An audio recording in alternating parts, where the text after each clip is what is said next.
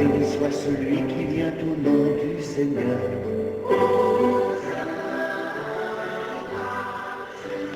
Frères et sœurs, bouvons à la porte de la grande semaine, en ce dimanche des rameaux, nous souhaiter bonne montée vers Pâques.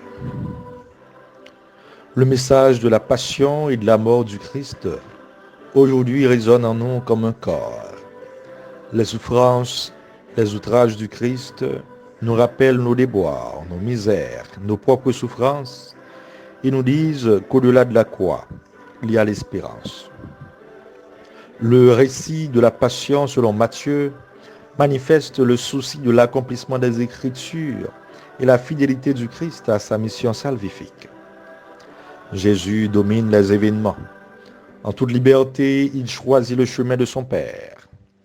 Il refuse de s'opposer à la violence par la violence. Il refuse de recourir à une intervention miraculeuse alors que notre monde est à la recherche de miracles.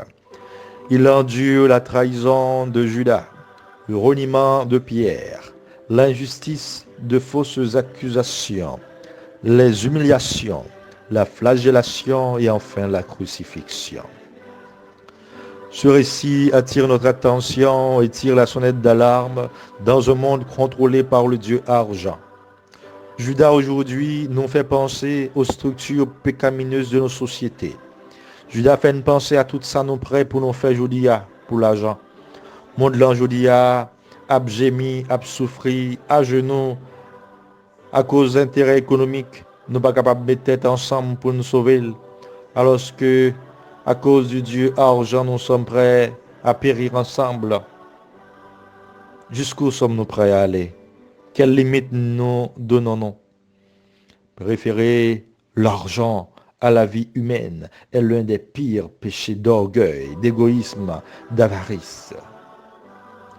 Jésus, par contre, scelle une alliance nouvelle et éternelle dans l'institution de l'Eucharistie, sacrement de la fraternité, de la communion, de la solidarité, de la véritable rencontre avec Dieu, ce mémorial que nous actualisons chaque jour à travers l'Eucharistie. Nous sommes attirés par l'attitude de Jésus agonisant à Gethsémani.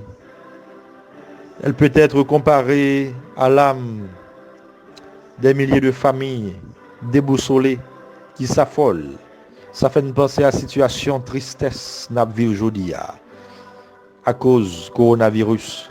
Ça t'a dû faire une pensée à ça nous pral vivre en Haïti dans le jour qui vient. Jésus demandé papa éloigner calice ça loin, mais elle te dit c'est pas volonté pam qui vous faites, mais c'est volonté pas.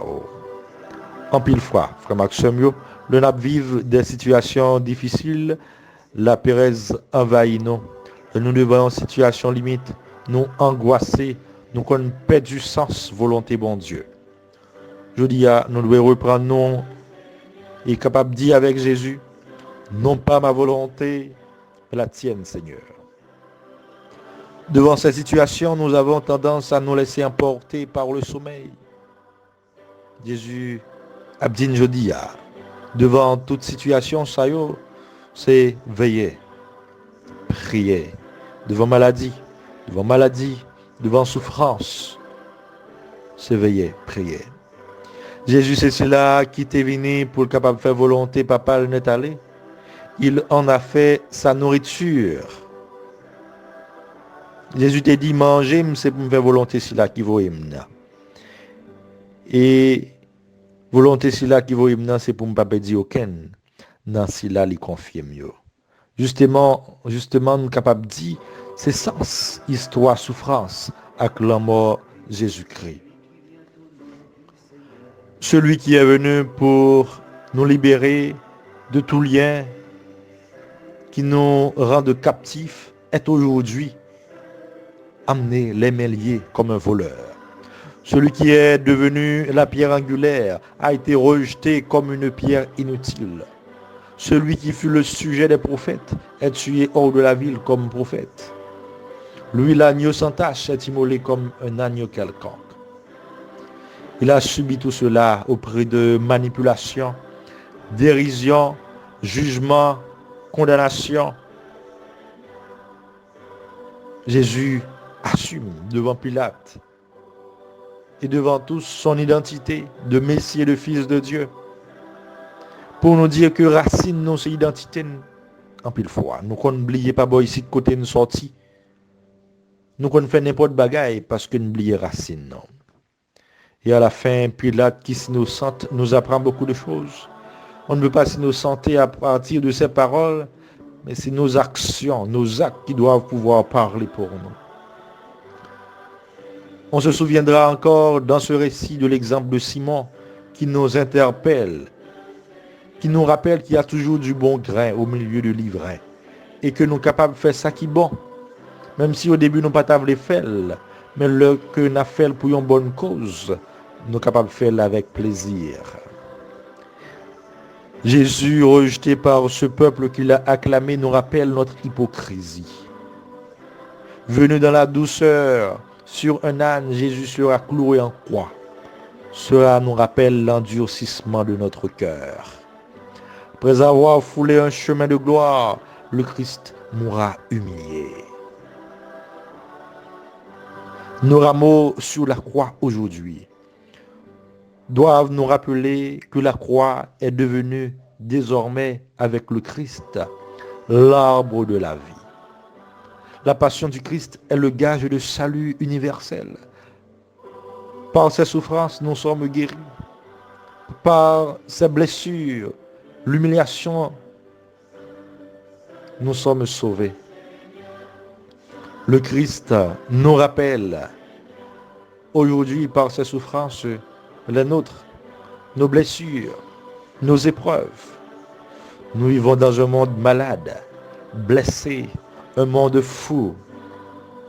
Corona nous rappelle que Jésus a eu lui-même une couronne d'épines qui a été placée sur sa tête.